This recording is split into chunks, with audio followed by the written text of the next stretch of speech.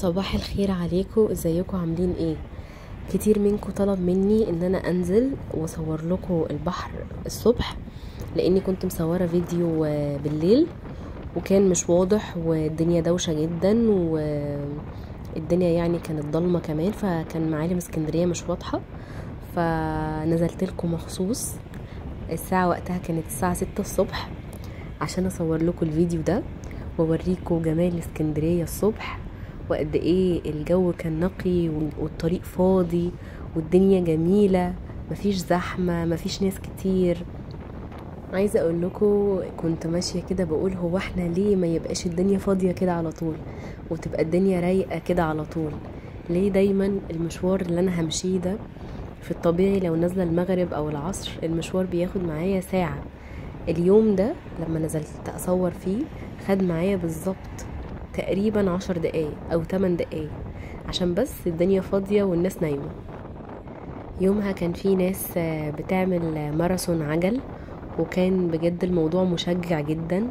احنا ليه بجد ما نجيبش عجل ونسوقه ونبعد شوية عن العربيات والأتوبيسات والمشاريع وعوادم السيارات، ونعتمد شوية على الحاجات اللي هي ما بتلوثش الجو وفي نفس الوقت مفيدة لصحتنا، بان احنا بنحرك عضلاتنا كلها واحنا بنسوق العجلة، ووسيلة آمنة في نفس الوقت.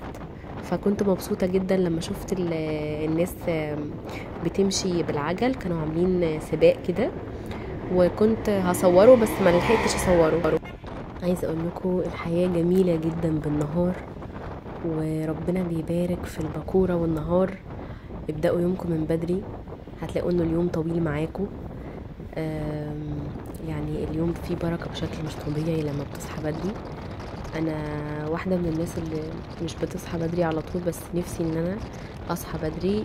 اليوم ما بصحى بدري بحس اليوم طويل ومليء بالاحداث، يعني اتمنى كلنا نصحى بدري ونفوق كده وننام بالليل في ميعادنا، مش لازم نطبق ونسهر.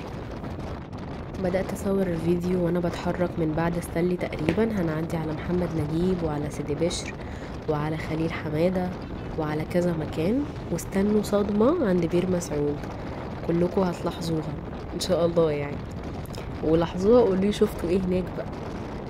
هسيبكم على الفيديو تشوفوا شوارع اسكندرية الجميلة بالنهار في ظل الهدوء وفي ظل ان الشمس لسه مظهرتش.